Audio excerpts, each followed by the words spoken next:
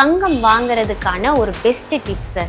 Investment angle போனீங்கன்னா தங்கம் தான் number 1. இந்த தங்கத்தோட விலை எப்போ குறையும்? கையெழுத்து போட்டு எங்களுக்குள்ள ஒற்றுமை அப்படின்னு விலை ஏறுது, அடுத்த நிமிஷம் பார்த்தீங்கன்னா பாம் ஒன்று போடுறது, அதனால விலை இறங்குது. இப்போ மாசம் இப்போ கையில் ஒரு 8000 ரூபாய் இருக்கு, 10000 ரூபாய் இருக்குன்னா அதுக்கு தகுந்த மாதிரி கோல்டு காயினா வாங்கி வைக்கிறது பெட்டரா சார்? ஒரு குண்டுமணி தங்கம் வாங்குறது கூட அவங்கள பொறுத்த வரைக்கும் அவங்க சேவிங்ஸ் சேவிங்ஸ் பெரிய அமௌண்ட்டாக தான் தெரியும். இப்போ அந்த காலத்து தங்கத்துக்கும் இப்போ இருக்கிற தங்கத்துக்கும் வித்தியாசம் ஒன்றும் வித்தியாசம் கிடையாது. நீங்கள் 1 கோடி ரூபாய் இன்னைக்கு வச்சிருந்தீங்க அப்படின்னா அடுத்த 10 வருஷம் கழிச்சு பார்த்தீங்கன்னா அதனுடைய மதிப்பு 56 லட்சம். ஒரு கோல்டை எடுத்து மெல்ட் பண்ணிட்டு எடுத்து மிஷினில் வைக்கிறோம், மிஷின் சொல்லிடுது டிரான்ஸ்பரன்சி. இன்னைக்கு பொறுத்த வரைக்கும் 22% விலை இறங்கிருக்கு. அன்னைக்கு ஒரு கிலோ வந்து வெறும் 25 லட்சம் ரூபா, சுமார் ஒரு 10 வருஷத்துக்கு முன்னாடி. இன்னைக்கு 1,60,00,000 ரூபா கொடுத்தா தான் 1 கிலோ கோல்டு இன்வெஸ்ட் பண்ண வேண்டிய சூழ்நிலை. ஆனால் தங்கமாக வச்சுட்டு இருந்தா தங்கத்தினுடைய மதிப்பு பன்மடங்கு உயர்ந்துகிட்டே இருக்கு. இன்னைக்கு கணக்குப்படி பார்த்தா கூட 1,25,000 ரூபா கூலி சேதாரம் ஜிஎஸ்டி எல்லாமே சேர்த்து. சாதாரண மக்களுக்கு பார்த்தீங்கன்னா அது வெறும் நம்பர் கிடையாது, அது ஒரு பெரிய சுமை. இன்னைக்கு வாங்கலான்னு போனால் இன்னைக்கு 200 ரூபா ஏறிடும். அப்போ 100 கிராமுக்கு 20,000 ரூபா லாஸ். 1,34,400 ரூபா வர்றப்போ எல்லாரும் இந்த 1 லட்ச ரூபா இருக்கப்போ நான் வாங்கியாமல் விட்டுட்டு தெரியுமா, வாங்கியிருக்கணும் அப்படின்னு இப்போ வந்துச்சு இல்லை, வாங்கி போடுங்க.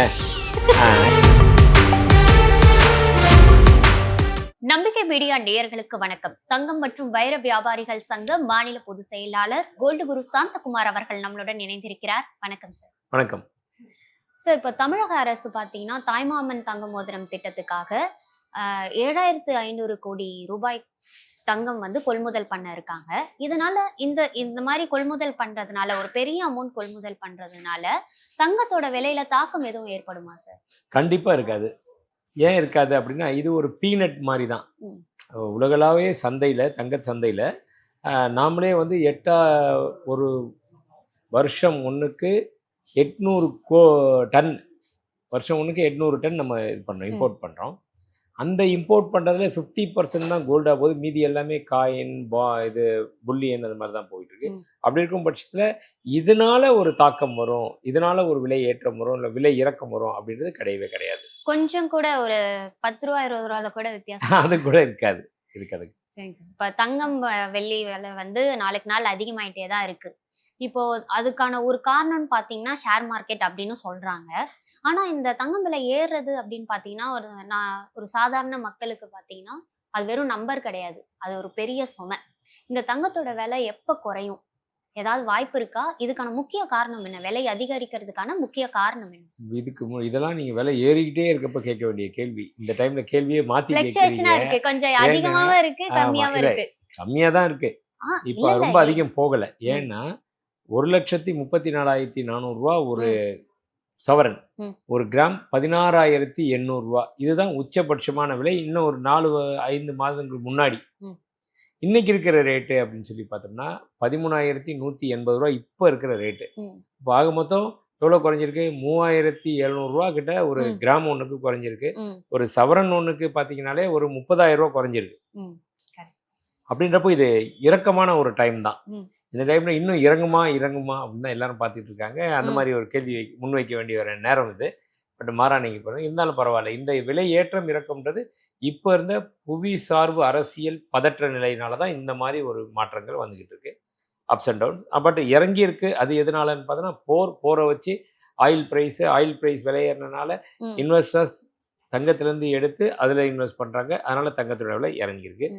ஏற்றம் எதனால அப்படின்னு சொல்லி பார்த்தீங்கன்னா, இந்த போர்லாம் அமைதி நிலைக்கு வந்தாச்சு, நாங்கள் உடன்படிக்கை ஏற்படுறோம், ஒப்பந்தம் ஏற்படுத்துகிறோம் அப்படின்னு சொல்லி ட்ரம்ப் கையெழுத்து போடுறாரு. அதனால விலை ஏறுது. இப்போ கையெழுத்து போட்டு எங்களுக்குள்ள ஒற்றுமை அப்படின்னு விலை ஏறுது, அடுத்த நிமிஷம் பார்த்தீங்கன்னா பாம் ஒன்று போடுறாரு, அதனால விலை இறங்குது. இதெல்லாம் யார் கையிலுமே இல்லை. இது வந்து அந்த இரு நாடுகளுக்கு மத்தியில் இருக்கனால இது உலக பொருளாதாரத்தை பாதிப்பு.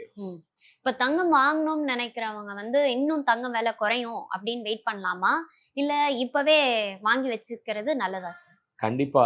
அதாவது வந்து அவங்க எவ்வளோ எடுக்க போறாங்க, அதனுடைய அந்த பொருளை பணத்தை பத்திரமா வச்சுக்க முடியுமா, இதெல்லாம் பொறுத்து, ப்ளஸ் இந்த சுச்சுவேஷன் இப்படியே இருக்குமா, இதெல்லாம் பொறுத்து தான் அவங்களுடைய இது நிலைமை. இன்னைக்கு பொறுத்த வரைக்கும் 22% விலை இறங்கியிருக்கு. 5 மாதங்களில் மட்டுமே இந்த 22% விலை இறங்கியிருக்கு. விலை இங்கே இறங்கியிருக்குன்னா நிச்சயமாக ஒரு இடத்துல ஏற தானே செய்யணும். அந்த அளவுக்கு விலை ஏறும், திரும்பி 6 மாதத்துலேயே விலை ஏறும் அப்படின்றது ஒரு கணிப்பு இருக்குது. அப்படின்னு பார்த்தா இப்போ வாங்குறது இன்னொரு நல்ல டைம். சரி, அவங்கள்ட்ட பணம் எவ்வளோ இருக்குது, எப்படி வாங்க போகிறாங்க அப்படின்னா, அதுக்காக நான் எப்பயுமே ஒரே ஒரு சின்ன ஒரு எக்ஸாம்பிள் சொல்லுவேன். நீங்கள் 1,00,000 வச்சுருக்கீங்களா, இன்னும் விலை இறங்குமான்னு நம்பிக்கை இருக்கா உங்களுக்கு? மற்றதெல்லாம் விடுங்க, நம்பிக்கை இருக்கா? 50,000க்கு இன்றைக்கி வாங்குங்க. இன்னும் ஒரு கொஞ்ச நாள் அந்த நம்பிக்கை எவ்வளோ நாள் வரும்னு நினைக்கிறீங்களோ அதுக்கு கொஞ்சம் வெயிட் பண்ணுங்கள். இது மாறா ஏற ஆரம்பிச்சிருச்சா, இதுலேருந்து ஒரு 5% ஏறிச்சா டக்குன்னு விடாதீங்க, வாங்கி வச்சுருங்க. எப்படி பார்த்தாலுமே சரி இன்னும் கொஞ்ச நாள் வெயிட் பண்ணி இருந்திருக்கலாம் அப்படின்ற மாதிரி இருக்கு. இல்லன்னா அப்பவே 1,00,000க்கும் வாங்கி போட்டுருக்கலாம் அப்படின்ற மாதிரியும் தோணுது சில இல்லைங்க, நேரத்துல. இப்போ யோசிச்சு பாருங்க.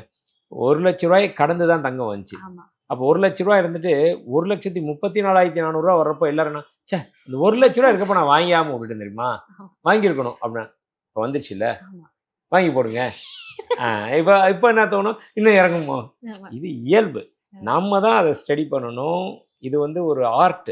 ம். இந்த இந்த ஏறுறது இறங்குறது அது நம்ம ஆர்ட்னு ஈஸியாக சொன்னால் கூட அவங்களுக்கு ஹார்ட் அட்டாக் வந்துடக்கூடாது. ஆமா. எல்லாருமே அந்த மாதிரி ஐயோ இது என்னது விலை ஏறுது, எடுக்கிறக்கூடிய விஷயம் வந்து ஒரு 1 பவுன் 1.5 பவுன் கூட இருக்கலாம். ம். அது ஒன்றும் பெரிய அமௌண்ட்டு கிடையாது, சின்ன அமௌண்ட்டும் ஆமா. கிடையாது. ஒவ்வொருத்தருக்கும் ஒரு குண்டுமணி தங்கம் வாங்குறது கூட அவங்கள பொறுத்த வரைக்கும் சேவிங்ஸ் அவங்க தான். சேவிங்ஸில் பெரிய அமௌண்ட்டாக தான் தெரியும். ம். அதனால் அந்த மாதிரி இருக்கிறப்போ ஏமாற்றம் மிஞ்சக்கூடாது.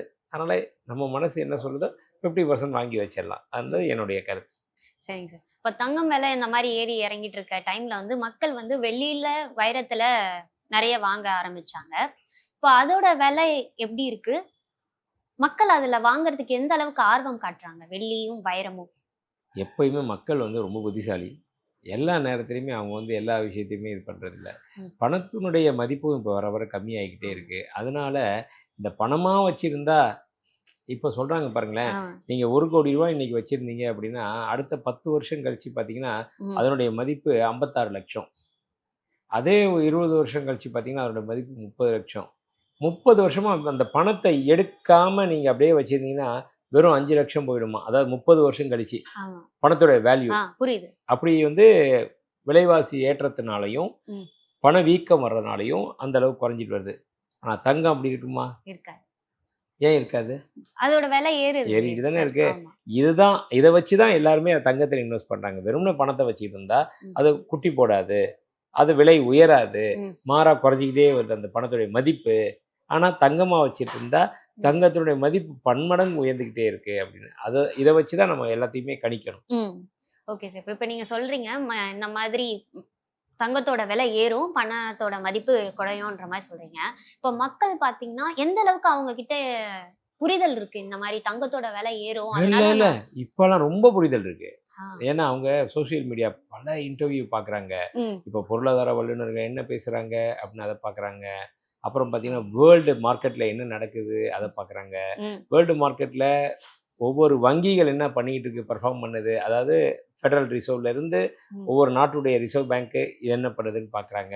ம். இந்த மாதிரி ஷேர் மார்க்கெட் எப்படி போகுது, என்னென்ன இன்னைக்கு நேற்றுக்கு ஒரு கிராமத்து வழியாக போயிருந்தேன் ஒரு 2 நாள் முன்னாடி.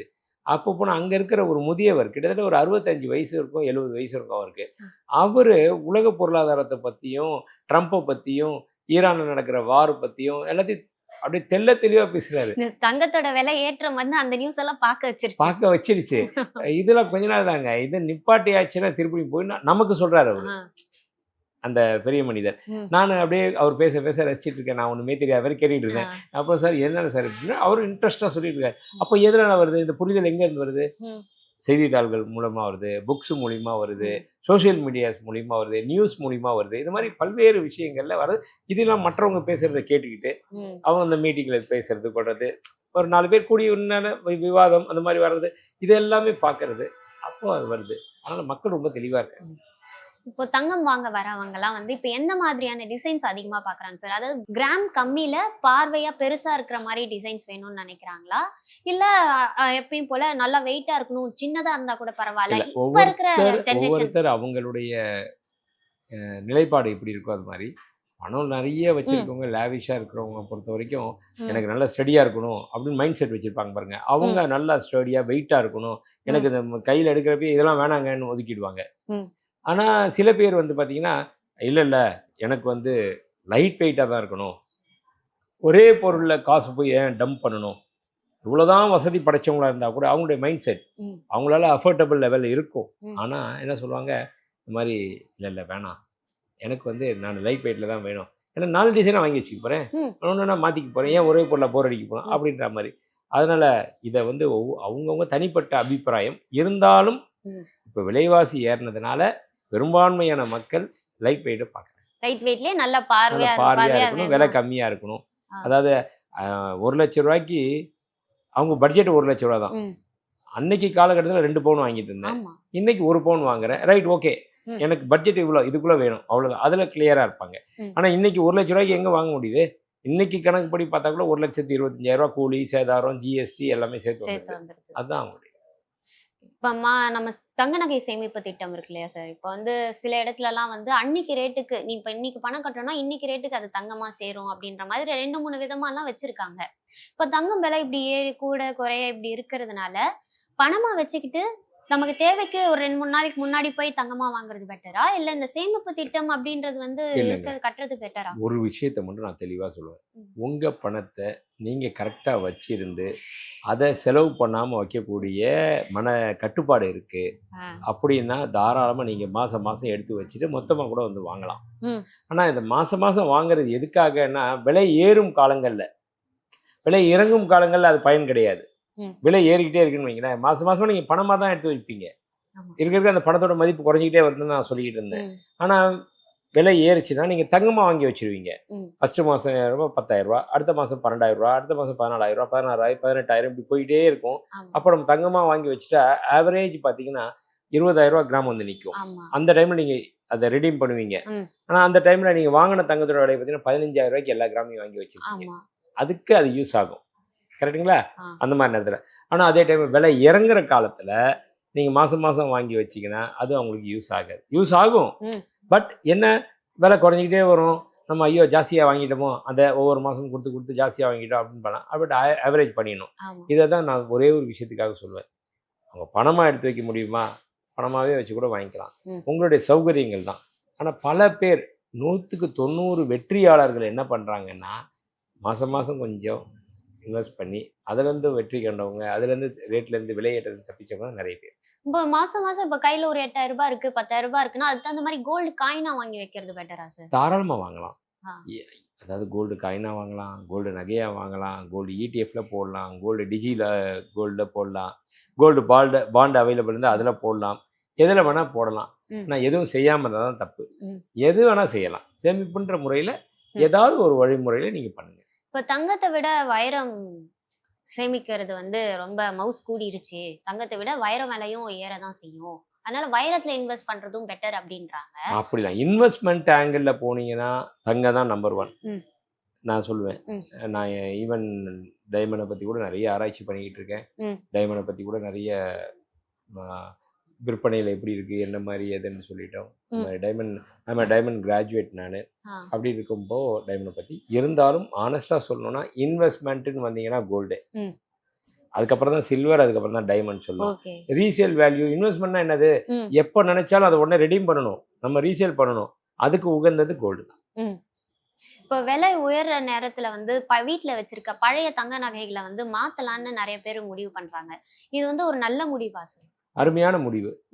விலை ஏறும் காலத்தில் நம்மள்ட்ட இருக்க கோல்டை கொடுத்துட்டு புது கோல்டு வாங்கிக்கலாம். அதனுடைய சின்ன அளவுக்கு தான் அந்த கூலி சேதாரம் வரும், அதை மட்டும் தான் பே பண்ண போகிறோம்.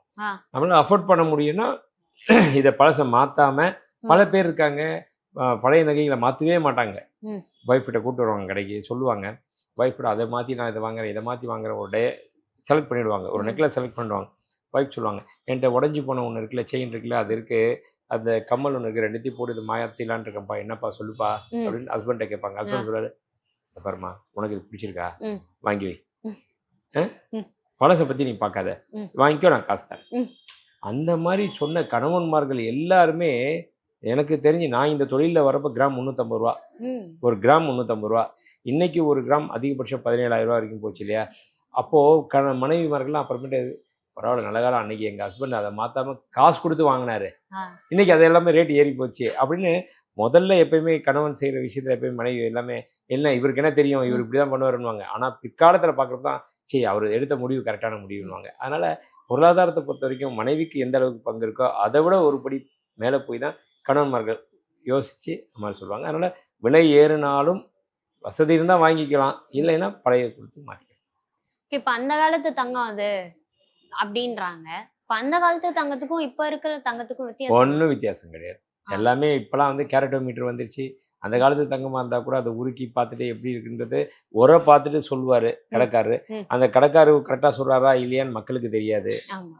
இது என்ன ஒரு அளவுகோல் இருக்கு? ம். ஒண்ணுமே இல்ல. ம். ஆனா இன்னைக்கு ஒரு கோல்ட எடுத்து மெல்ட் பண்ணிட்டு எடுத்து மிஷின்ல வைக்கிறோம். மிஷின் சொல்லிடுது. ஆமா. டிரான்ஸ்பரன்சி. ஆமா. எல்லாருமே டக்குனு வந்து பார்த்தா, சார் இது என்ன சார் 87% இருக்கு சார். ம். அப்படின்னு அவங்க நமக்கு சொல்றாங்க. ம். அந்த மாரி ஆயிடுச்சு. ஆ. அதனால இந்த காலத்து நகை, இந்த காலத்து மிஷினரி தொழில்நுட்பம் கை கொடுக்குது. ஆ. இப்போ மக்களுக்கு வந்து தங்கம் வாங்கும்போது இந்த பிஐஎஸ் ஹால்மார்க் பத்தி ஓரளவுக்கு தெரியுது. இப்போ இவங்க எந்த மாதிரியான கடைகள தேர்ந்தெடுக்கலாம் அப்படின்னு ஒரு கிரைட்டீரியா இருக்கணும் சார்? நீங்க சொல்லுங்களேன். எந்த மாதிரி கடைகள் எல்லாம் எந்த நம்ம மாரி, அந்த மாரின்னு சொல்லிட்டு இப்ப எல்லாத்துக்கிட்டையும் என் கடைக்கு வாங்கன்னு சொல்றது, ம். நானும் வியாபாரி தானே. ம். அப்படி இல்ல. என்னைய பொறுத்தவரைக்கும் எப்பயுமே மிடில் மேனா நிப்பேன். இந்த ம். மாரி விஷயத்துல. ம். உங்களுக்கு எந்த கடையில வேணா நீங்க வாங்குங்க. ம். சின்ன கடையோ, பெரிய கடையோ, நடுத்தரமான கடையோ, ம். அந்த கடையில ஹால்மார்க் சீல் போட்டு தராங்களா? ம். அந்த சீல் அதுல இருக்கா? அதுவும் அந்த குறிப்பா சொல்லப்போனா, அந்த முத்திரை, ஹால்மார்க் முத்திரையில பார்த்தீங்கன்னா, 6 இலக்க எண் வரும். ம். ஏபிசிடி 1, 2, 3 இது கலந்து கலந்து இருக்கும். அந்த மாரி இருக்கா? அத மட்டும் பார்த்து வாங்குங்க. அதுக்கு மேல இன்னொன்னு என்னன்னா, பிஐஎஸ் ம். ஆப்ன்னு ஒண்ணு இருக்கு. ம். பிஐஎஸ் ஸ்கேன் இருக்கு. ஆ. பியூரோ ஆஃப் இந்தியன் ஸ்டாண்டர்ட்ன்னு சொல்லிட்டு. அத நீங்க அந்த ஆப் கண்ட கண்ட ஆப்லாம் நம்ம மொபைல்ல பண்ணி வைக்கிறோம். அந்த ஆப்ப உங்க மொபைல்ல வச்சுக்கங்க. ம். அது என்னைக்காவது உங்க நகைய வாங்க போறீங்களா? அந்த நகையில அந்த சீல் இருக்கா? அந்த சீல் இந்த எங்க வாங்குனது? என்ன பியூரிட்டின்றத ஆப் மூலியமா செக் பண்ணிக்கலாம். ம். அது ரொம்ப வசதியா இருக்கும். ம். அதனால அத பண்ணி வச்சுக்கிறது நல்லது. இப்போ விலை ஏறும்போதும் கஷ்டமா இருக்கு. விலை இறங்குனாலும் கஷ்டமா இருக்கு. இப்போ ஒரு நகைக்கடை வியாபாரியா சந்திக்கக்கூடிய சவால்கள்லாம் என்ன சார்? இந்த மாரி விலை ஏற்றம் குறைவு அப்போ? நகைக்கடை வியாபாரியா பார்த்தோம்னா, நாங்க நெறைய சந்திக்கிறோம். ம். நாளுக்கு நாள் பார்த்தீங்கன்னா, ம். ஒண்ணு கஸ்டமர் டிஃபரெண்டா டிசைன் கேட்குறாங்க. ம். அந்த டிஃபரெண்டா டிசைன் முதல்லலாம் வந்து ம். 4 டிசைன் இருந்து காமிச்சோம்னா சாட்டிஸ்ஃபை ஆயிடுவாங்க. 4ல 1 எடுத்துருவாங்க. ம். இது நான் சொல்றேன் 25 வருஷத்துக்கு முன்னாடி. அப்புறம் ஒரு 10 வருஷத்துக்கு முன்னாடி ஒரு 10 டிசைன் காமிச்சோன்னா போதும் சாட்டிஸ்ஃபை ஆயிடுவாங்க, எடுத்துருவாங்க. ம். ஆனா இன்னைக்கு 50 டிசைன் நாங்க வச்சிருந்தா கூட கஸ்டமர் வந்தோனையும் இதெல்லாம் பார்த்துட்டு, "நான் ஒரு இன்ஸ்டால ஒண்ணு பார்த்தேன். நான் ஒரு இடத்துல ஒரு இதில பார்த்தேன். அது மாரி செய்ய முடியுமா? ஆ. நான் ஒரு சோலாப்பூர் போயிருந்தேன் ஊருக்கு. அங்க ஒண்ணு பார்த்தேன். அது மாரி செய்ய முடியுமா?" அப்படின்னு கேட்குறாங்க. இது தப்பு கிடையாது. ம். இதெல்லாமே ஒரு இப்போ இவ்ளோ டிசைன்ஸ் எல்லாம் வைக்கணும்னா நாங்களும் வந்து இன்வெஸ்ட்மெண்ட்ட பெருக்கணும். இன்வெஸ்ட்மெண்ட்ட பெருக்கணும்னா, அன்னைக்கு ஒரு கிலோ வந்து வெறும் ரூ. 25,00,000 ஆமா. சுமார் ஒரு 10 வருஷத்துக்கு முன்னாடி ரூ. 25,00,000 குடுத்து 1 கிலோ கோல்டு இன்வெஸ்ட் பண்ணோம். ம். இன்னைக்கு 1 கிலோ கோல்டு இன்வெஸ்ட் பண்ணோம்னா, ரூ. 1,60,00,000 குடுத்தா தான் 1 கிலோ கோல்டு இன்வெஸ்ட் பண்ண வேண்டிய சூழ்நிலை. அப்போ நாங்க 6 கிலோ கோல்டு ஈஸியா அந்த நேரத்தில வாங்கக்கூடிய இத, இன்னைக்கு 1 கிலோ கோல்டு தான் வாங்கக்கூடிய அளவுல இருக்கு. டிசைன்ஸ் இதெல்லாமே ஒரு சவால். இதற்கெல்லாம் போட்டி போடுற மாரி விலைவாசி ஏற்றம், இறக்கம்ன்றது மக்களுக்கு மட்டும் பிரச்சனை இல்ல. எங்களுக்குமே பிரச்சனை. நேத்து ஒரு 100 கிராம் விக்கிறோம் அப்டின்னா, அது ஒரு ரூ. 200 இன்னைக்கு இறங்கிடுச்சு, இல்ல ஏறிடுச்சு அப்டின்னா, நேத்து வித்துட்டோம். இன்னைக்கு வாங்கலாம் நைட் ஆயிடுச்சு க்ளோசிங். நேத்து நைட் வாங்க முடியாது. 10 மணிக்கு கடை மூடுற நேரத்தில கேஷா வச்சிருப்போம். இல்ல அக்கவுண்ட்ல வந்திருக்கும். இன்னைக்கு வாங்கலான்னு போனா இன்னைக்கு ரூ. 200 ஏறிடும். ம். அப்போ 100 கிராமுக்கு ரூ. 20,000 லாஸ். ஆமா சார். கண் முன்னாடி. அப்போ இதெல்லாம் மிகப்பெரிய சவால் தான் வியாபாரிகள பொறுத்தவரைக்கும். Okay sir. இப்ப கடைசியா பொதுமக்களுக்கு ஒரு நகைக்கடை வியாபாரியா தங்கம் வாங்குறதுக்கான ஒரு பெஸ்ட் டிப்ஸ் சார். அதாவது எந்த மாதிரியான தங்க நகை வாங்குனா அவங்களுக்கு லாபம்? கல் இல்லாத ஐட்டம், ம். அரக்கு, செப்பு, எனாமல் இதெல்லாம் இல்லாத ஐட்டம். பேசிக்கா நீங்க வாங்குறவங்களா இருந்தா, இதெல்லாம் இல்லாம பிளைன் ஐட்டமா வாங்கிக்கங்க. நெறைய டிசைன்ஸ் இல்லாம 916 ஐட்டம் பியூரிட்டி நல்லா இருக்கான்னு பார்த்து செக் பண்ணி வாங்கிட்டீங்கன்னா, நாளைக்கு ஏன்னா எமர்ஜென்சி இப்போ வசதி நெறைய இருக்கவங்க தங்கத்த ஒரு ஆடம்பர பொருளா பார்ப்பாங்க. ஒரு சேவிங்ஸ் அவ்வளோதான். ஆனா, நம்மள மாரி நடுத்தர மக்களா இருந்தாங்கன்னா, அவங்களுக்கு வாழ்வாதாரமே இதுதான். இது நாளைக்கு ஏதாவது ஒரு விஷயம்னா இது கை குடுக்கணும், இத விக்கணும், இத அடகு வைக்கணும் அப்படின்றப்போ பிளைன் ஜுவல்லரி வாங்குங்க. அதுவும் சின்ன சின்னதா வாங்குனாலும் பரவால்ல. நீங்க உங்களால சக்திக்கு தகுந்த மாரி கொஞ்சம் கொஞ்சமா வாங்க. விலை ஏற்றம் இருந்தாலும் பரவால்ல. 10 கிராம் வாங்கலாம்னு நெனைச்ச இடத்துல 5 கிராம் வாங்குங்க. இது அடுத்த ஒரு 4, 5 வருஷத்துல பார்த்தீங்கன்னா, மிகப்பெரிய ஒரு சொத்தோட மதிப்பா உங்களோட கிட்ட இருக்கும். அதனால தயவுசெய்து வாங்குறத நிப்பாட்டாதீங்க. எங்க வேணா வாங்குங்க. ஆனா தங்கமா வாங்குங்க. என்னுடைய கேள்விகளுக்கு விளக்கமாகவும், பொறுமையாகவும் பதிலளித்ததுக்கு ரொம்ப நன்றி சார். நன்றி.